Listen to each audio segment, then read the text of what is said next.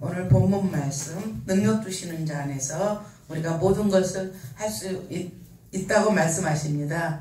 이 본문은 사도 바울이 로마 감옥에서 투옥되었을 때 책을 썼다고 기록되어 있습니다. 옥중서신에는 에베소서, 빌립보서, 빌레몬서, 골레서서 이렇게 4편의 편지가 있습니다.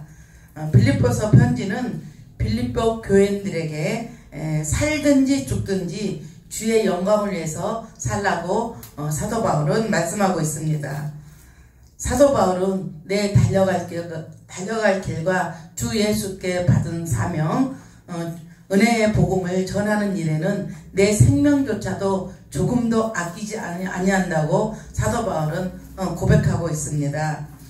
그처럼 사도 바울은 자신도 이방 선교를 위해서 온갖 힘을 다하고 하나님께 순종하며 정말 선교했기에 지금 우리까지 이 이방 선교가 우리까지 전해져서 우리가 복음을 받게 되었습니다. 물론 사도 바울도 굉장히 우리가 칭찬할 만하고 대단한 사람이지만 그 사도 바울을 회심시켜서 이방 선교를 사용하시는 살아계신 하나님을 우리는 바라보아야 할 것입니다. 우리가 일생 동안 살아가면서 자신을 가장 힘들게 하고 어려운 일, 험난한 장애물들이 닥쳐오면 여러분들은 어떻게 생각하십니까? 보통 사람들은 그래, 내 남편 문제야, 내 부모를 잘 만나서 그래, 잘 못 만나서 그래, 그리고 친구가 문제야, 또 돈을 빌려줘서 뜯기게 되면 그래, 돈을 빌려준 저 사람이 문제야, 이렇게 모든 문제를 남에게 탓하는 경우가 많이 있습니다. 그러나 그런 문제들을 만났다 할지라도 그 문제에, 그 상처에 붙잡혀 있을 게 아니라 그러면 문제는 해결되지 않습니다. 결국 그 문제들은 남이 아닌 자기 자신에게 있다는 사실을 우리는 알아야 합니다. 그리고 그 상처에 붙잡혀 있는 사람들이 너무도 많이 있습니다. 그러나 사도 바울의 말처럼 오라 나는 공고한 사람이로다. 누가 이 사망의 몸에서 나를 건져내라. 예수 그리스도로 말미암아 하나님께 감사노라라고 사도 바울은 고백합니다. 여러분 남 탓하지 마시고 모든 환경은 하나님이 주어진 하나님 섭리하에 있습니다. 그 환경을 바라보면 우리를 믿음으로 세우기 위한 하나님의 섭리하에 있습니다. 그래서 믿음의 주여 온전케 하시는 예수님을 바라볼 때 그 고통에서 벗어날 수 있고 그런 자만이 주님 안에서 기쁨과 평안을 누리며 살 수가 있습니다. 누구 때문이라 하면 정말로 힘들고 어렵습니다. 또 저 아는 지인 권사님도 아는 동생한테 1억을 빌려줬어요. 평생 버는 돈을 이렇게 한꺼번에 빌려줬는데 그분이 뭐 3천만원, 2천만원, 1억 이렇게 돈 빌려준 모든 것을 갖다가 그걸 파산을 이렇게 했어요. 그러니까 1원도 못 받는 거예요. 그런데 그 권사님을 보면서 그 사람한테 욕 한 번 하는 걸 못 봤어요. 그런데 이제 얼마 안 돼서 제가 만나서 물어봤어요. 권사님 어떻게 살아요? 그랬더니 우울증까지 많이 왔대요. 그 돈 때문에 우울증이 와서 정말 자살을 할까 이런 마음까지도 많이 먹었는데 나중에는 언니가 1억 줘서 복구했고 지금은 믿음으로 우뚝 서서 전도자로 하나님이 그 고통을 통해서 전도자로 세워지는 기적을 볼 수가 있습니다. 모든 환경은 하나님께서 주관하고 있습니다. 하나님께서는 참새 한 마리도 땅에 떨어지지 않습니다. 하나님이 섭리하지 않으면 참새 한 마리도 바닥에 떨어지지 않는 것입니다. 모든 것은 하나님 섭리 안에 있습니다. 호주에 닉 부이치치라는 목사님이 계십니다. 두 팔과 두 다리가 없는 목사님이시거든요. 근데 그 목사님은 두 팔과 다리가 없어도 찬양하면서 얼마나 신나게 하나님을 이렇게 경배하며 사시는지 몰라요. 우리가 이렇게 환경을 바라보면 불만이 많고 불평이 많지만 그 닉 부이치치 목사님처럼 두 팔과 다리가 없어도 이렇게 행복하게 사는 것처럼 저와 여러분들은 정말 두 팔도 있고 두 다리도 있고 이분보다 가진 것도 더 많이 있기 때문에 우리는 환경이 불평하지 말고 또 하나님 안에서 행복하게 사는 저와 여러분들이 됐으면 하겠습니다. 고린도후서 5장 17절 말씀을 보면 그런즉 누구든지 그리스도 안에 있으면 새로운 피조물이라 이렇게 말씀하시고 이전 것은 지나갔으니 새롭게 되었더라고 말씀하고 있습니다. 할렐루야. 우리는 새 것으로 새로운 피조물께서 새로운 피조물로 하나님께서 새롭게 창조하셨습니다. 이전에 망가지고 이전에 잃어버린 거 모두 지나간 과거입니다. 과감하게 다 버리고 예수님 안에서 능력 주시는 자 안에서 무엇이든지 할 수 있다고 생각하고 사시기 바랍니다. 이 일을 하기 위해서는 우리가 첫 번째로 해야 할 일은 긍정적인 삶을 살아야 합니다. 빌립보서 4장 11절 말씀을 보면 내가 궁핍함으로 말하는 것이 아니라 어떤 형편이든지 나는 자족하는 것을 배웠다라고 말씀하고 있습니다. 자족이란 스스로 모든 일에 만족하고 감사한다는 것입니다. 하나님한테 감사하는 삶을 사는 것입니다. 어떤 환경에도 어떤 고통에도 감사하는 일입니다. 하나님께서 하나님 일꾼으로 만들기 위해서 많은 연단 과정이 사람마다 있습니다.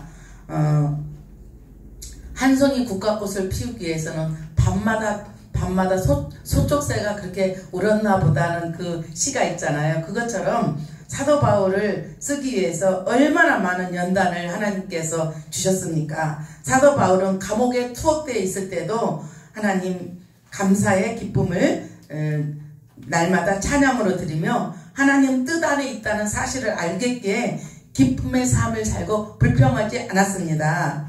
또 우리 또 신랑 목사님을 제가 볼 때는 너무너무 존경스럽습니다.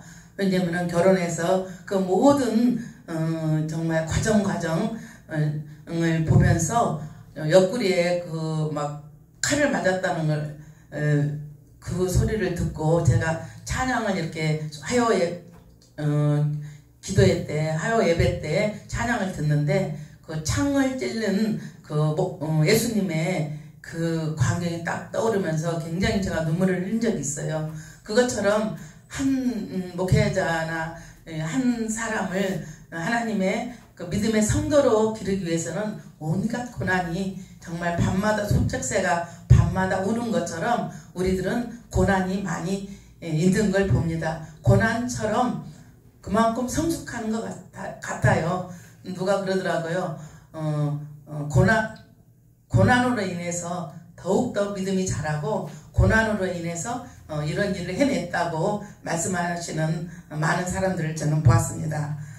다윗도 고통 속에서 시편 1편을 썼습니다. 여호와는 나의 목자시니 내게 부족함이 없으리로다. 다윗 일생을 보면 얼마나 힘들고 어렵습니까? 그렇지만 다윗은 하나님께 고백합니다. 하나님으로 인해서 부족함이 없다는 것입니다.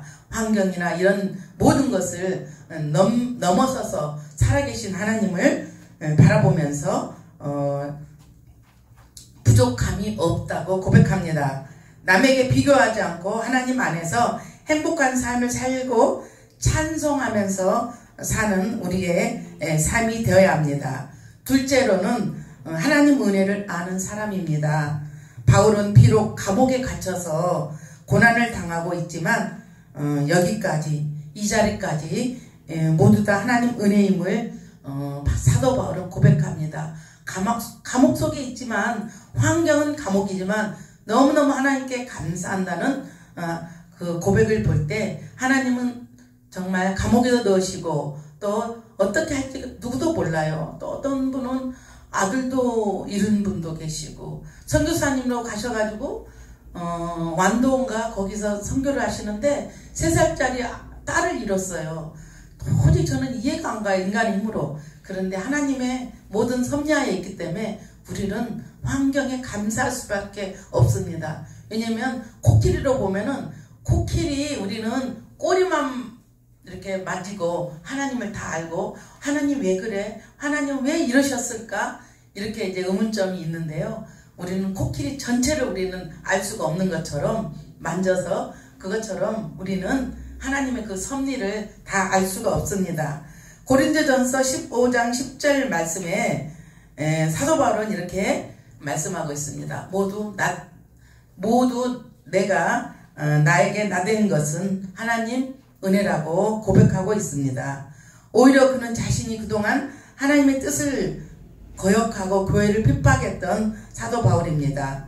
하나님의 은혜를 받아 그의 자녀가 되었다는 사실이 놀라운 사실이라는 걸 깨닫고 자족하며 살아갈 수 있다고 사도 바울은 고백하고 있습니다.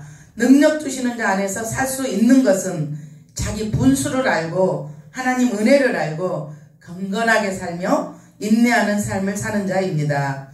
성도의 궁극적인 소망은 이 땅에 있는 것이 아닙니다. 하늘에 소망이 있기에 우리는 감사하며 살 수가 있습니다.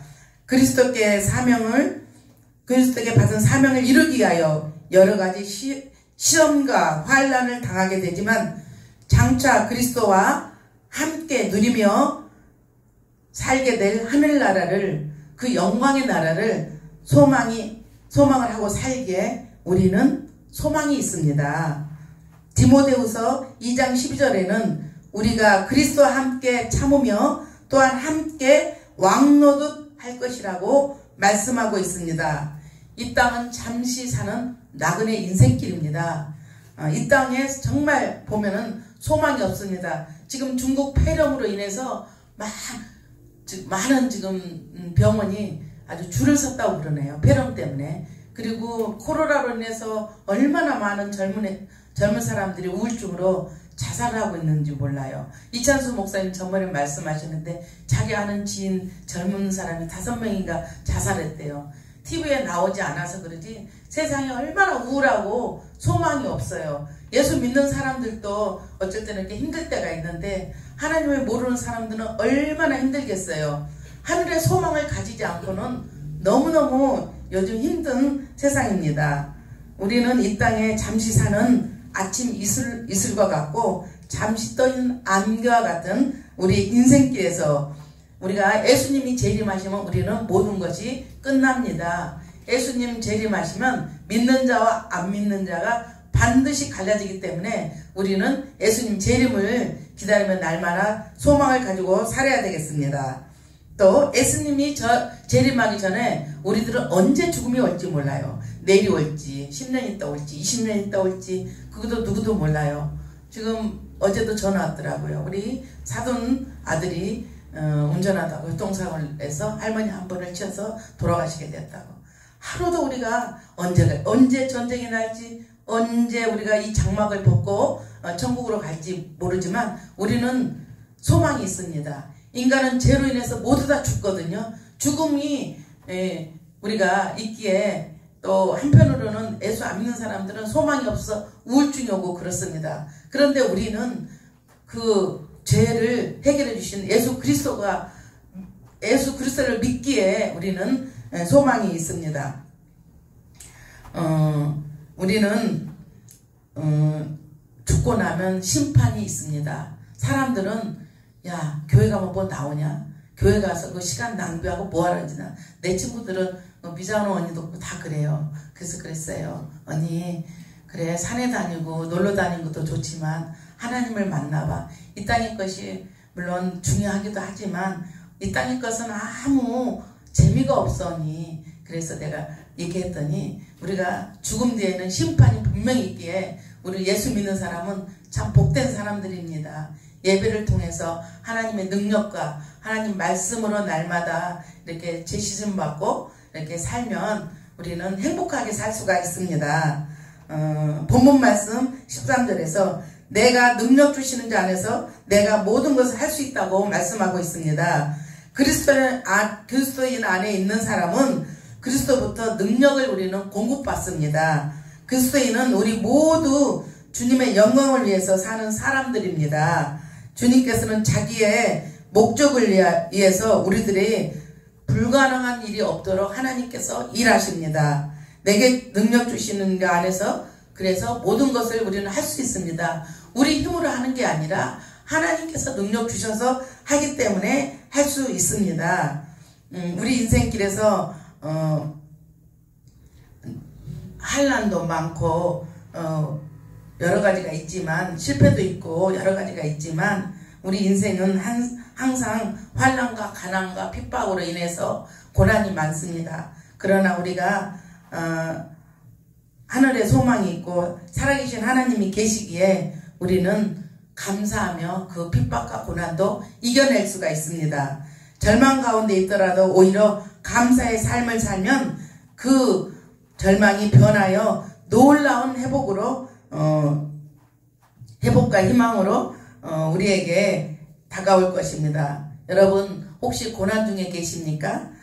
감사하십시오. 어떤 환경에도 감사하십시오.